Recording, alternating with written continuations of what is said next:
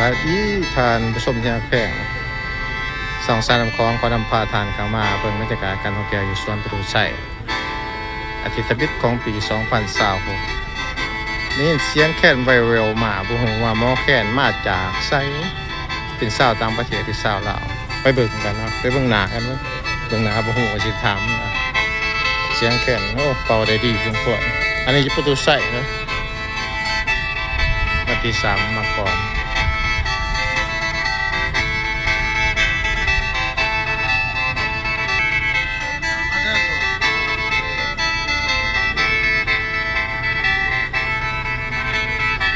อันนี้ถ้าฟังบ่ผิดก็สิแม่นทำนองลายลำเตยเลยเด้อลายลำเตยแขนผู้ชำนาญนะครับโอ้ย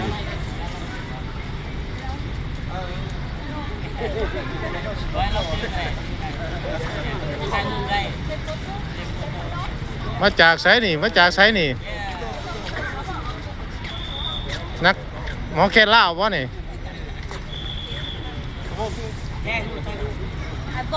ว้ายสุดยอดนี่ก็ได้สุดยอดเอาสาวยุโรปอเมริกาจะเป็นยุโรปอเมริกาพอสิเป่าแค่นลองเบิ้งบาดนี่โอ้ครับGo on please very good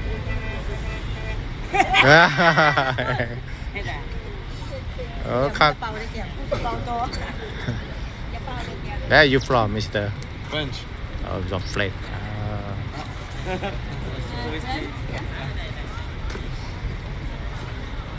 Victory in France bigger than here. Bigger than Victory Gate in Paris. Very big. I want a picture. It's good. Wow. First step visit Laos. First time. Very good. Beautiful. มาทบิดมาที่เขียวแล้วโอ้วิกูดโอ้คักร้ายรับสารวัตรน่ะอ๋อแค่มืออาชีพไปแท้เลย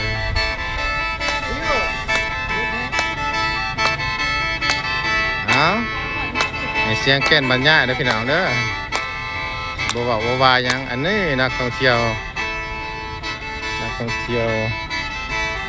กับมวลโอเคจังจิ้วโอ้ฮัลโหล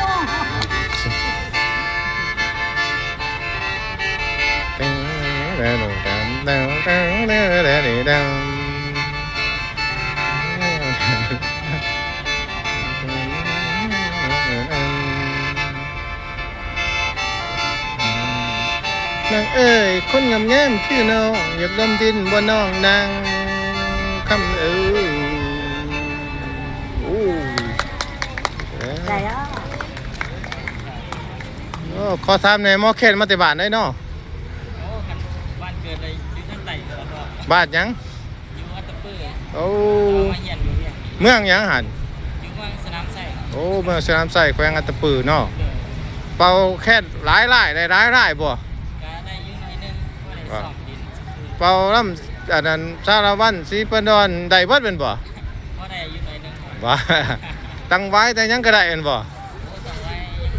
จำไว้อันนั้นค้อนสวรรค์บาดศอกโอ้ยร้ายเนาะหลายแคนเท่าหลายอยู่แล้วก็สุดสะแน่นนี่ช้างมันลำสุดสะแน่นนี่ก็เป็นพัฒนามาเป็นลำเพิ่นเลยสุดสะแน่นนี่เป็นลำเพิ่นสุดสะแน่นบ่เป่าบ่เป็นมักฟังแต่ว่าเป่าบ่เป็นแต่ว่ามักฟังเนาะเอาต่ออีกมึงหน้าจักกอดจักใดอาศรีปานอนมึงหน้านี่หมอแค่จากอัตตปือจากแฟนตะปือตั้งแต่เนาะเป็นมาแสดงฝีมือการเป่าแพะอังบะล่ำไต้หรือว่าล่ำสิปันดอน สุดยอดอยู่สวนปทุไสนครหลวงเวียงจันทร์วันที่3มังกร2026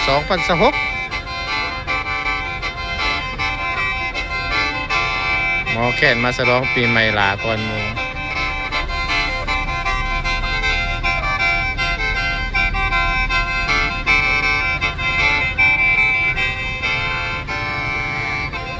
เป็นเป่าแคนให้ผู้ใด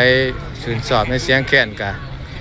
นี่เนาะปนปัจจัยให้เพิ่นเลยนี่เพิ่นมีธงใส่ปัจจัยสุดยอดแล้วเนี่ยนี่เพิ่นเป่าเพ่งจำปาเมืองลาวนะเพ่งจำปาเมืองลาวเนี่ยสุดยอดแล้วเนี่ย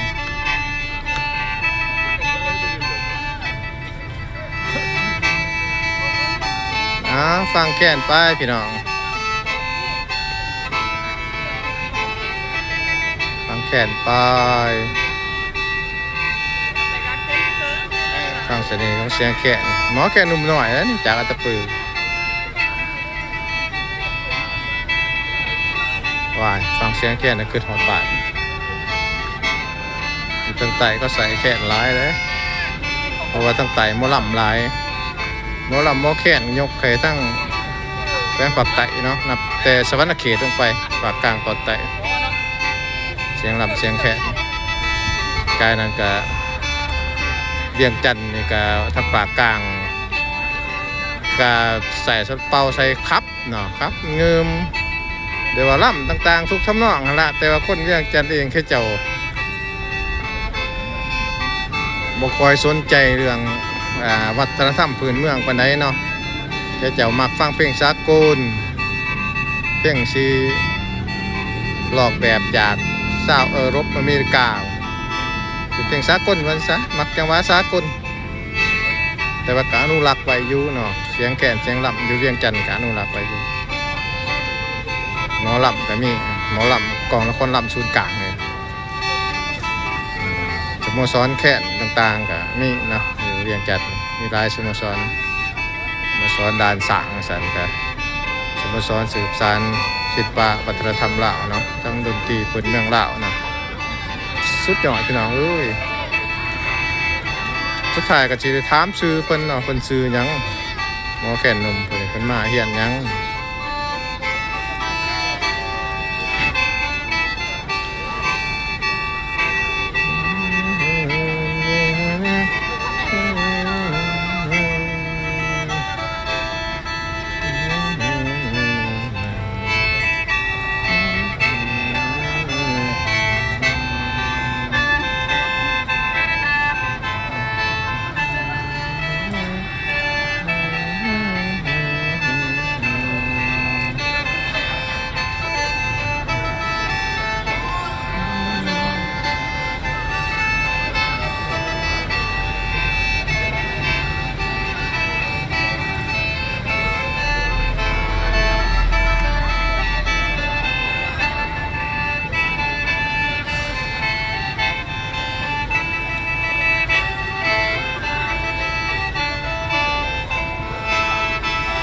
บรรยากาศสวนปทุไสนครหลวงเวียงจันทร์วันที่3มังกร2026หมอแค้นอัตตปือตอนหับปีใหม่2026ด้วยลีลาเป่าแค้นสุภาพอ่อนโยนสุภาพบุรุษเป่าแค้นขอขนานนามให้สุภาพบุรุษหมอแค้นอัตตปือ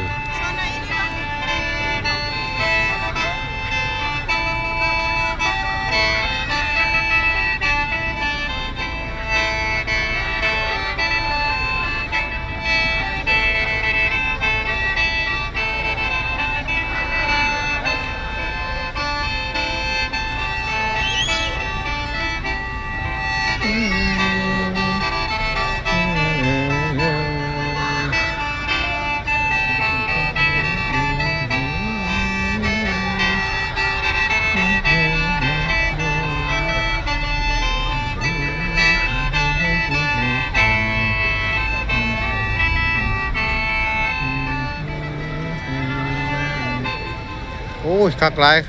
เขาขนานนามให้ว่าสุภาพบุรุษเป่าแค้น หมอแค้นหนุ่มจากอัตตปือเด้อ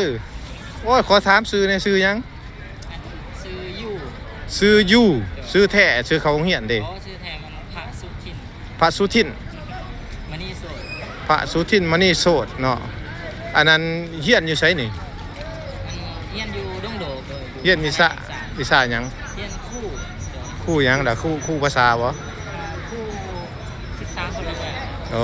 คือศึกษาพุทธเมืองเนาะเฮียนสายสังคมอยู่มหาวิทยาลัยแห่งชาติปีที่เท่าไหร่นี่ อ๋อปีซีแล้ว โอ้ปี4ปีสุดท้ายสิจบแล้วเด้อจบแล้วสิกลับมาแตะปื้อพุ่นบ่ บ่ท่านหู ว่าท่านหูยังบ่ทันหูอนาคตเด้อเฮียนเป่าแค่จักเดือนแล้ว ประมาณ3 ปีละ โอ้3 ปีแล้วเนาะ3 ปีแล้วคือว่าเก่งเกิบเนาะไปอยู่ลำวงแน่ ชื่อยูมาจากอัตตปือเมืองอย่างสนามไส้เมืองสนามไส้แขวงอัตตปือเนาะขอขอบใจเด้อสำหรับคลิปนี้ขอลาท่านผู้ชมไปเพียงเท่านี้ก่อนโอกาสหน้าพบกันไหมขออวยพรให้ทุกท่านจงโชคดีมีความสุขตลอดปี2026หังมีถือหวยเอาฟังเสียงแค้นไปยาวไป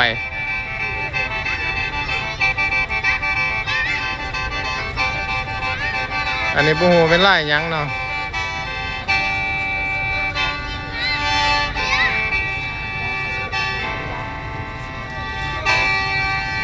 เสียงเคนเหล่ามีหลายกว่า10ไล่วันซะแต่ละไล่เนี่ยก็พัฒนามาเป็นเสียงลับเสียงยังเนาะ